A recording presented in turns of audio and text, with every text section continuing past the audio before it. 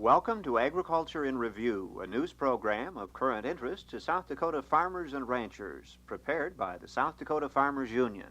This is Allan Burke. It's a busy time right now in our state legislature and in Washington, D.C. This weekend, a busload of South Dakota farmers will be leaving for Washington, where they'll tell their concerns to the Congress. And this week, our program will explore some of the important events in the Congress.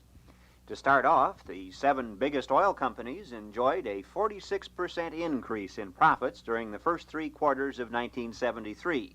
Sales were up only 6%. This came out at hearings of the Senate Permanent Investigation Subcommittee chaired by Senator Henry Jackson. Jackson called for a new tax code for the international oil companies. He would stop the present system of letting the oil companies subtract the taxes they pay to other countries directly from their income tax. In practice, this allows the oil companies to show a big part of what they pay for oil as a tax instead of part of the price. To understand how this works, imagine that a farmer or rancher was allowed to call the rent he pays for land a tax which he could deduct directly from his income tax, instead of as a cost deductible only from his before-tax income. The present practice is primarily what enabled Exxon to get off with U.S. income taxes amounting to only 2% of its total income in 1972. Jackson also favors tightening up the oil depletion allowance to apply only to money actually invested by the oil companies to develop new supplies. President Nixon's energy message last Wednesday centered on the windfall profits tax, which he first proposed in December. Congressional leaders rejected it then because it wouldn't really tax away any oil company profits. Oil lobbyists, however, have favored the Nixon proposal as a way to head off tougher tax legislation originating in the Congress. Mr. Nixon dressed up the pro-oil company approach to the tax issue with promises and appeals for a variety of other action and studies. One is liberalized unemployment insurance for areas that suffer high unemployment because of oil shortages. Others would require fuller reporting by oil companies on their operations, easing of Clean Air Act requirements, increasing the speed of granting leases on publicly owned oil lands, and stopping the 22% depletion allowance for foreign oil operations.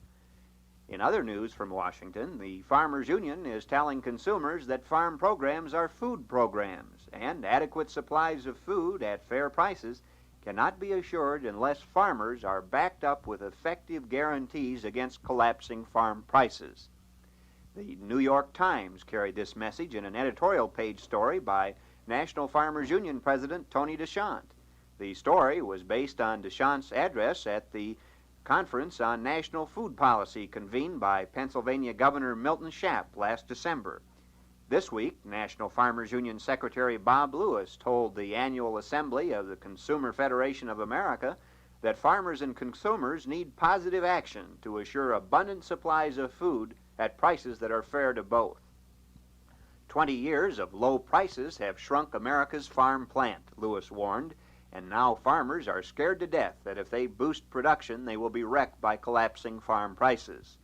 Sub-parity prices from 1952 through 1972 cut farm purchasing power by 26%, squeezed the farm labor force from over 11 million to 5 million, and cut cropland acreage 70 million acres below the peak.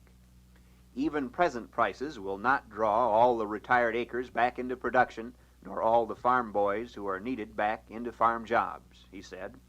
The Farmers Union is trying to get consumer support for the principle of nailing down farm price supports at the parity level. Well, that's the tip of the iceberg in Washington.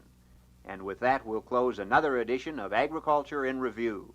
This is Allan Burke asking you to join us again next week for another review of rural America's highlights.